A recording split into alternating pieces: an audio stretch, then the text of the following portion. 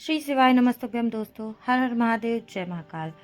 मैं प्रतिभा शर्मा एक बार फिर से स्वागत करती हूँ आप सबका मेरे यूट्यूब चैनल पर। दोस्तों, दीप पर्व चल रहा है, यानी ये दीपावली का त्यौहार बहुत प्यारा सा फेस्टिवल है जो कि हर कोई सेलिब्रेट कर रहा है। चारों तरफ दियों की रोशनी है और दीपावली के बाद आने वाला अगला त्यौहार है गोवर्धन पूजा। जी हाँ, 2 नवंबर जो कि आज के दिन गोवर्धन पूजन का विधान है।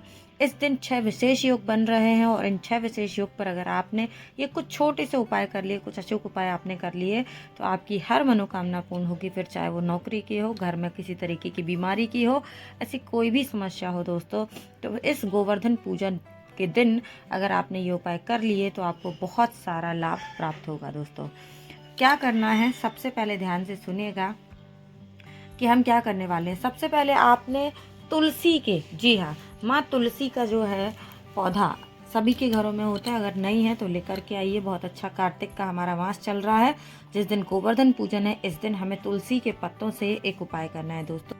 तो अगर आपके भी घर और परिवार में कोई ऐसा व्यक्ति है जो बहुत कोशिश कर रहा है, बहुत मेहनत कर रहा है, लेकिन उसको सफलता नहीं मिल रही है, एग्जाम्स क्लियर नहीं हो रहे, नौकरी नहीं लग रही है, ऐसी किसी भी समस्या से कोई भी व्यक्ति अगर आपके घर का परेशान है या आप स्वयं परेशान हैं, तो दोस्तों आज यानी कि गोवर्धन पूजा वाले दिन आपको तुलसी महारानी जो आपके घर में है उनके 21 पत्ते लेने हैं और 21 पत्तों से हम एक अचूक उपाय करने वाले हैं, जिससे बहुत जल्दी आपको आपकी जो समस्या है उसमें आपको लाभ मिलेगा। दोस्तों, तो करना क्या है, सबसे पहले तो आपने लेने हैं 21 तुलसी के पत्ते।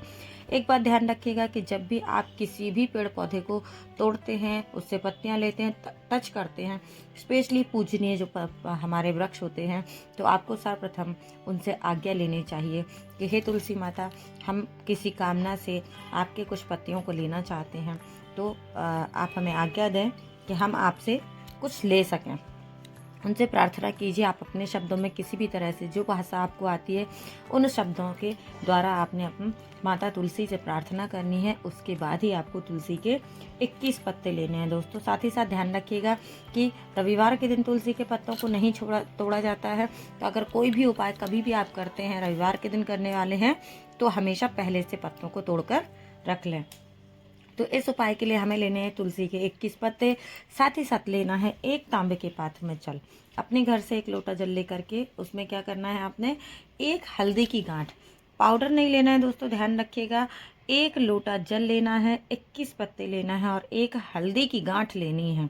गांठ का अपना विशेष महत्व होता है और पिसे हुए हल्दी का अपना अपना महत्व होता है। तो यहाँ पर सिर्फ 3 चीज़ों के साथ में ये उपाय हम करने वाले हैं। सर्वप्रथम आपने साफ शुद्ध यानी कि स्नान करने के बाद में एक तांबे के पात्र में साफ जल ले लेना है अपने घर से और अपना नाम और गोत्र बोलते हुए वह 21 पत्ते जो है वो आपको उस लोटे में डाल लेने हैं। उस अपने तांबे के पात्र के जल में 21 पत्तों को डाल लेना है। साथ ही साथ जब हल्दी की गांठ आप उस जल में डालेंगे दोस्तों, तो आपने अपनी इच्छा, अपनी मनोकामना बोलनी है। हल्दी की गांठ उस तांबे के लोटे में डालते समय अपनी इच्छा मनोकामना बोलिए और आपके घर के आसपास जहाँ कहीं भी है, आप विष्णु जी का मंदिर देख सकते हैं, आप लड्डू गोपाल का मंदिर देख सकते हैं, आप राधा कृष्ण का मंदिर देख सकते हैं। ये सारे स्वरूप जो हैं भगवान विष्णु के ही हैं। तो भगवान विष्णु के किसी भी स्वरूप के एक मंदिर में आपको पहुंचना है दोस्तों, और क्या करना है, ले जा कर के जो मंदिर की चौखट होती है उस चौखट पर आपको वह आपका तांबे का पात्र जो है, लोटा जो आप अपने घर से लेकर के गए, उसे आपको उस मंदिर की चौखट पर रख देना है। और चौखट पे रखने के बाद 7 परिक्रमा करेंगे हम। क्या करनी है, आपको 7 परिक्रमा मंदिर की करनी है। साथ ही साथ एक मंत्र का जाप करना है, जो कि मंत्र है ओम नमो भगवते वासुदेवाय नमः। एक बार फिर से दोहराऊंगी मैं, मंत्र है ओम नमो भगवते वासुदेवाय नमः। इस मंत्र को बोलते हुए, इस मंत्र का जाप करते हुए आपने 7 परिक्रमा मंदिर की लगानी है और अंत में आपने उस लोटे को उठा करके, आपने चौखट पे जो लोटा रखा है उस लोटे को वहां से उठाना है और आसपास जहां कहीं भी कोई हरा भरा वृक्ष दिखे, आपको कोई पूजनीय वृक्ष दिखे, उसके जड़ों में आपको इस जल को समर्पित कर देना है दोस्तों, और सीधे आपको अपने घर लौट करके आ जाना है। यकीन माने कि इस एक उपाय को करने से आपके ऊपर भगवान विष्णु की, माँ लक्ष्मी की कृपा बनेगी। और जो भी व्यक्ति इस उपाय को कर रहा है, यानी कि जिस भी व्यक्ति की नौकरी व्यवसाय नहीं लग रहे हैं, बहुत कोशिश करने के बाद भी इंटरव्यू क्लियर नहीं हो रहे हैं तो 3 महीने में आपको इसका रिजल्ट दिखाई देगा। श्री हरि विष्णु की कृपा आपके ऊपर होगी और बहुत जल्दी आपकी नौकरी व्यवसाय को लेकर के जो समस्या है ये समाप्त हो जाएगी। तो चलिए, हमने बात कर ली पहले उपाय में। वीडियो के हमारे पहले उपाय की जानकारी आपको अच्छी लगी हो दोस्तों तो वीडियो को लाइक शेयर सब्सक्राइब जरूर करें। ठीक है, बात कर लेते हैं गोवर्धन पूजा के दिन करने वाले अपने दूसरे उपाय के बारे में, जो कि हमें करना है अनाज के दानों से। ठीक है, यानी कि 7 प्रकार के हमें यहाँ पे धान लेनी है और इनका ही उपयोग करना है। 7 प्रकार के धान अलग अलग 7 लेनी है और सबके 7-7 दाने लेने हैं, यानी कि 7 प्रकार का अनाज होगा और हर अनाज के 7 दाने आपको लेने हैं। कौन सा अनाज होगा, क्या करना है, कैसे करना है और क्या कुछ इसका फ़ायदा होगा, ये मैं आपको बताने वाली हूँ। कौन से विशेष नाम के साथ में इस उपाय को करना है जिससे आपको जो है बहुत जल्दी लाभ मिलेगा दोस्तों। तो चलिए बात कर लेते हैं दूसरे उपाय की, जिसमें लेने हैं 7 प्रकार के अनाज यानी कि 7 प्रकार का धान। सबसे पहले आपने लेना है गेहूँ, फिर लेना है आपने चावल, फिर आप ले सकते हैं हरा मूंग का दाना जो आपने देखा है महादेव को चढ़ाया जाता है। साथ ही साथ लेना है गेहूं, उसके बाद में आप ले सकते हैं मक्का और ज्वार जो भी आसानी से मिल जाता है, और अंत में आपने लेना है चना, देसी चना जो आता है हमारा काला वाला। ऐसे 7 प्रकार के अनाज लेने के बाद में हर एक अनाज के 7-7 दाने ले लेना है। गिनती से आपको 7 दाने लेना है दोस्तों। साथ ही साथ लेना है 1 लोटा तांबे के पात्र का जल और उसमें मिला लेनी है कुछ बूंदे गंगा जल की, यानी कि तांबे के पात्र में कुछ बूंदे गंगा जल की मिलानी है और अपने 7 अनाज 7-7 गिनती करके 7 अनाज के 7-7 दाने ले लेने हैं और ये सब लेकर के पहुंच जाना है आपको अपने घर के आसपास, जहाँ कहीं भी शिवलिंग है, जहाँ भी शिवालय है, उस मंदिर में पहुंच जाइए दोस्तों। सर्वप्रथम आपके पास में जो जल है, जो जल आप लेकर के गए हैं, वो जल आपको महादेव के शिवलिंग के ऊपर चढ़ाना है अपना नाम और गोत्र बोल करके।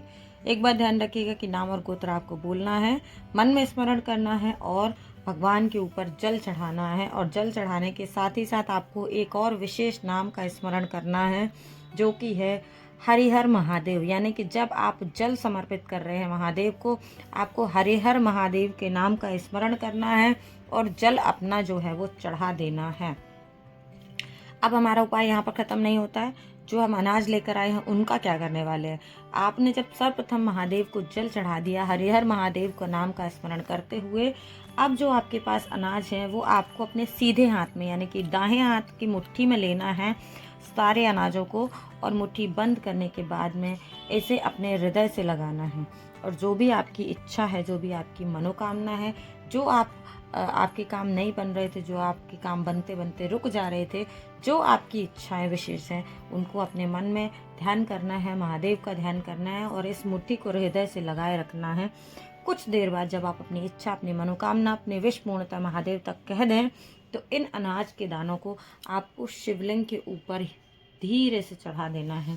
और दोस्तों, ये शिवलिंग के ऊपर आपने चढ़ा दिया, उसके बाद आपको घर आ जाना है। तो यकीन मानिए कि गोवर्धन पूजा के दिन अगर आपने इस उपाय को कर लिया तो आपकी जो इच्छा, जो विश, जो मनोकामना है उसे महादेव जल्द से जल्द पूरा करेंगे।